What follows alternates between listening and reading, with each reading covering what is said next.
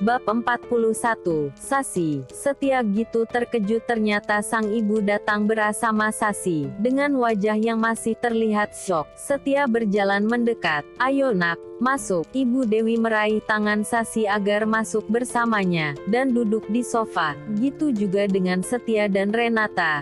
Keduanya tidak mengerti mengapa Ibu Dewi membawa Sasi. "Sasi, ibu kangen sekali sama kamu. Dari dulu hanya kamu menantu ibu, bukan yang lain," ujar lembut Ibu Dewi. Sasi menatap haru. Ia tahu jika selama ini Ibu Dewi sangat menyayanginya, sedangkan Renata hanya tertunduk. Ia sadar ucapan itu menyindir keras dirinya. "Sasi, ibu benar-benar minta maaf atas sikap putra ibu yang sudah melukaimu." Kalimat tersebut membuat Sasi tersentak. Ibu Dewi mengangguk. "Ibu sudah tahu tentang perpisahanmu dengan Setia, dan ibu tidak suka itu. Ibu harap kamu bisa menceraikan Renata." "Menceraikan?" Sasi kembali dibuat kembali terkejut. "Apa maksudnya menceraikan kalian?" Sasi menatap Setia dan Renata bergantian. Sasi, mereka sudah menikah diam-diam. Mereka ini benar-benar manusia tidak tahu diuntung. Terutama kamu Renata, di mana hati nuranimu? Sasi ini adikmu, cecar Ibu Dewi kembali menunjukkan kebenciannya pada Renata. Sementara Sasi masih mencoba mencerna semuanya. Ia tahu jika selama ini Setia dan Renata sudah tinggal bersama,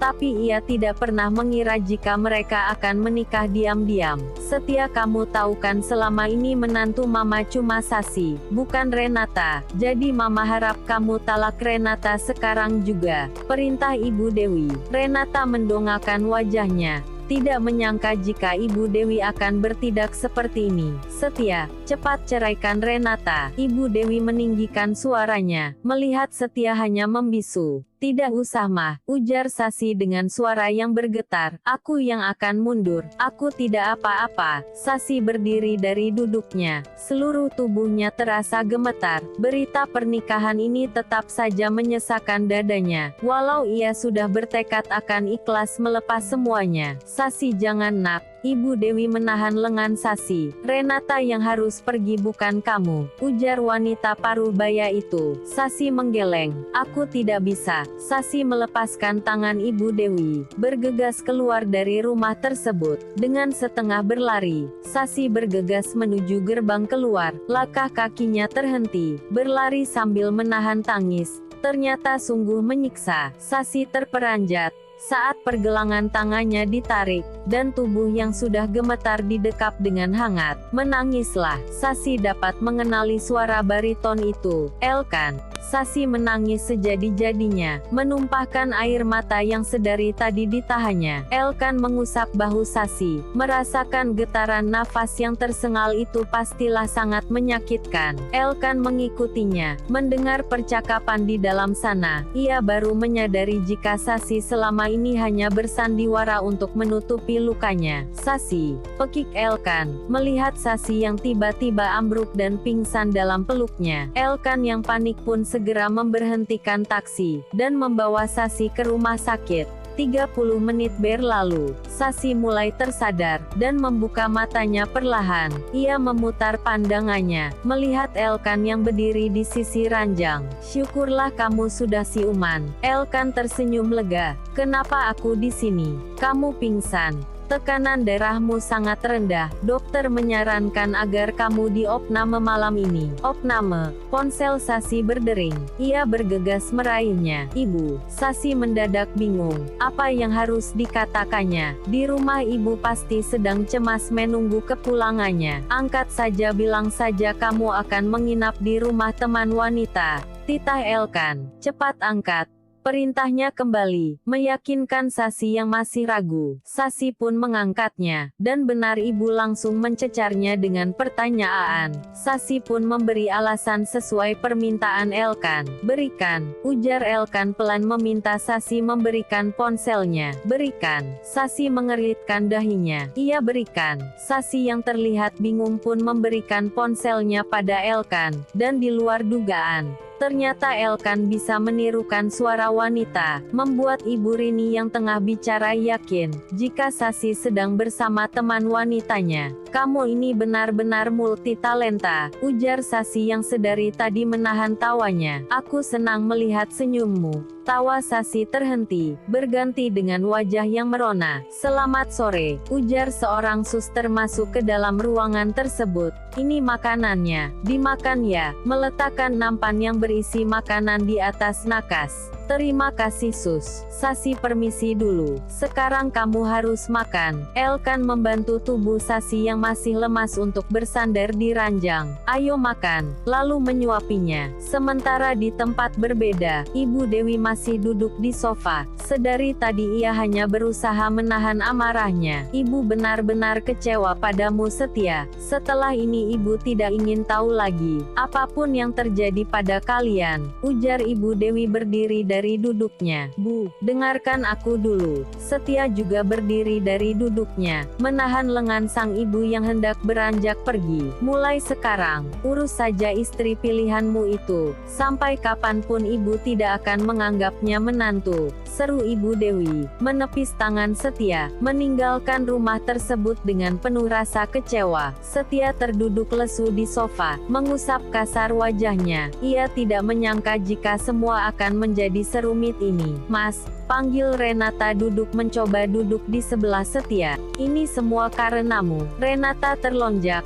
"Karenaku?" Tidak mengerti pada Setia kini menyalahkannya. "Ya, kalau saja kamu tidak memintaku untuk cepat-cepat menikahimu, jadi kamu menyesal menikah denganku," lirih Renata. "Kamu lihat kan sekarang, semuanya menjadi semakin rumit. Itu karena kamu yang selalu mementingkan egomu." Setia berdiri dari duduknya, melangkah keluar rumah. Renata bahkan tidak sanggup berdiri, untuk menyusul langkah Setia, atau bahkan menahannya pergi, seperti yang biasa ia lakukan. Perkataan Setia benar-benar membuatnya sedih. Setia menyalahkan pernikahan Naya, pernikahan yang memang menjadi impian Renata, walau harus mengorbankan perasaan adiknya. Sasi mengerjapkan matanya, malam masih larut, tapi ia justru terbangun. Dilihatnya Elkan yang masih terlelap, menyandarkan kepalanya di sisi ranjang. Sasi mendekatkan jemarinya. Entah mengapa ia ingin menyentuh wajah pria itu. Jemarinya kini sudah menyentuh hidung mancung Elkan. Ia mengusapnya pelan. Elkan sudah tahu semua tentang dirinya, tapi pria itu tidak menjauhinya. Sasi terlonjak kaget, melihat Elkan yang tiba-tiba membuka matanya. Buru-buru Sasi menjauhkan tangannya, tapi Elkan justru menggenggam telapak tangannya. Aku hanya ingin membersihkan wajahmu. Tadi ada sedikit kotoran," ujarnya gugup, mencoba mencari alasan. Elkan hanya menatapnya, membuatnya semakin gugup saja. Untunglah terdengar suara dering ponsel Elkan, yang segera mengangkatnya. Entah dari siapa telepon itu. Sasi hanya memperhatikan wajah Elkan, yang tampak begitu terkejut saat berbicara. "Telepon dari siapa?" tanya Sasi setelah Elkan menutup teleponnya. "Bukan dari siapa-siapa." Jawaban Elkan membuat Sasi bingung. Sepertinya Elkan tidak ingin memberitahukan dari siapa telepon itu, tapi tampak jelas wajahnya yang kini terlihat risau. "Kalau kamu mau pergi, pergi saja. Aku tidak apa-apa." Elkan terdiam, tampak berpikir. "Ya, sepertinya aku harus pergi." "Pergilah." Sasi tersenyum. Elkan segera keluar dari ruangan tersebut. Sasi menghela nafas. Hubungannya dengan Elkan memang cukup dekat. Pria itu selalu ada saat ia membutuhkannya. Tapi Elkan tetaplah pria tertutup. Tidak banyak yang Sasi ketahui dari pria itu, terutama tentang keluarganya. Elkan memacu sepeda motornya dengan kecepatan tinggi. Begitu mendengar keadaan ibunya di rumah sakit semakin melemah. Setibanya di rumah sakit, dengan langkah yang tergesa-gesa ia segera menuju ruang ICU. Elkan menghentikan langkahnya, melihat sang papa yang sudah berdiri di depan ruang ICU. Plaak, tamparan keras dilayangkan sang papa gitu. Elkan mendekat. "Puas kamu? Puas apa yang sudah kamu lakukan? Karena terus memikirkanmu, mamamu jadi sakit seperti ini," sentak pria yang merupakan CEO dari perusahaan besar di Jakarta. Kalau papa mau mempertanggungjawabkan semua yang papa lakukan pada Kania, ini tidak akan terjadi. Elkan tidak mau kalah, menatap balik tatapan sang papa dengan penuh kebencian. Kamu ini, sang papa kembali mengambil ancang-ancang untuk menamparnya, namun Elkan lebih cepat menangkisnya. Tidak ingin emosinya semakin membuncah, Elkan pun memutuskan untuk beranjak pergi, mengurungkan niatnya untuk menjenguk sang ibu. Tidur Sasi cukup pulas, ia membuka matanya, melihat sinar matahari yang sudah meninggi di balik gorden. Elkan, pandangannya langsung tertuju pada Elkan, yang tengah duduk di sofa. Kapan kamu kembali? Elkan berdiri dari duduknya. Tidak penting, yang penting aku sudah mengurus kepulanganmu, dan siang ini kamu bisa pulang. Terima kasih ya. Sasi tersenyum simpul. Renata terbangun dari tidurnya. Pagi itu sudah membuat air matanya menggenang, melihat Setia yang ternyata tak kunjung pulang. Angkat Mas. Renata mencoba menghubunginya berkali-kali, tapi tak sekalipun Setia mengangkatnya. Perutku sakit. Renata memengangi perutnya yang kembali terasa sakit. Buru-buru ia membuka laci nakas untuk mengambil obat. Obatnya habis. Tidak bisa lagi hidup normal, dan harus bergantung pada obat. Itulah yang dirasakan Renata saat ini. Siang itu ia pun bergegas menuju rumah sakit, untuk memeriksakan keadaannya dan mendapatkan obat. Seperti yang saya katakan, keadaan ibu semakin melemah. Saya benar-benar menyarankan untuk segera melakukan operasi, ujar sang dokter, seolah tak bosan membujuk Renata untuk segera melakukan operasi pengangkatan rahim. Tidak, saya yakin bisa sembuh tanpa melakukan operasi. Sang dokter menggelengkan kepalanya.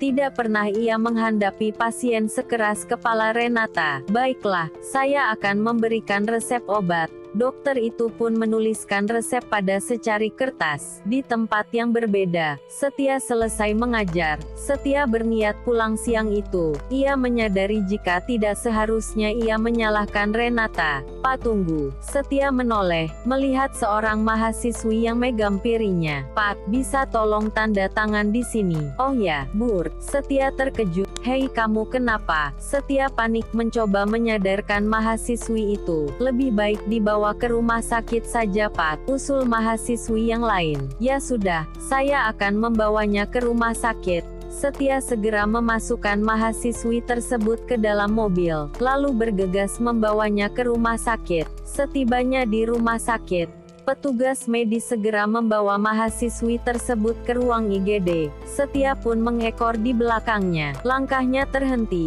yang tanpa sengaja melihat Renata di rumah sakit itu. Setia memicingkan matanya, dan benar wanita yang berjalan keluar rumah sakit tersebut memang Renata. Kenapa dia ke sini? Setelah mengurus mahasiswinya, dan keadaannya sudah membaik, Setia pun meninggalkan rumah sakit menuju rumahnya. Mas, Renata yang berbaring di ranjang tersenyum sumiringah, melihat Setia yang akhirnya pulang. Syukurlah kamu pulang Mas. Renata beranjak, mencium punggung tangan Setia. Kamu pergi kemana saja hari ini? Ujar Setia yang langsung memberinya pertanyaan. Pergi. Renata mengeritkan dahinya. Aku tidak pergi kemana-mana Mas. Tidak pergi kemana-mana. Setia menatapnya tidak percaya, karena jelas tadi ia melihat Renata di rumah sakit. Tadi aku melihatmu di rumah sakit.